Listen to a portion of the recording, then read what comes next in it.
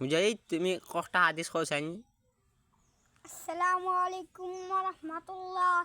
এক নম্বর হাদিস, একটা কি 5 পর্যন্ত কও হাদিস। এক নম্বর হাদিস শরীফ قال النبي صلى الله عليه وسلم أخلص دينك يحفظك العمل القليل। হাদিস শরীফে আরাতা হযরত নবী করিম সাল্লাল্লাহু আলাইহি ওয়াসাল্লাম বলিয়াছেন, তোমার ঈমানকে কাটি করো, অল্প আমলি নাজাত জান্নাত যথেষ্ট হইবা। দুই নম্বর হাদিস শরীফ খায়রুকুম মান তাআল্লামাল কুরআন ওয়া আল্লামা। তোমাদের মধ্যে সর্বোত্তম ব্যক্তি যে কুরআন মাজিদ শিক্ষা করে এবং শিক্ষা। তিন নম্বর হাদিস শরীফ তালাবুল ইলমি ফারিদাতুন আলা কুল্লি মুসলিম। দিলি ফটকা প্রত্যেক মুসলমানের উপর ফরজ। চার নম্বর হাদিস শরীফ আত-তুহুরি শাতুল ঈমান, পবিত্রতা ঈমানের রঙ।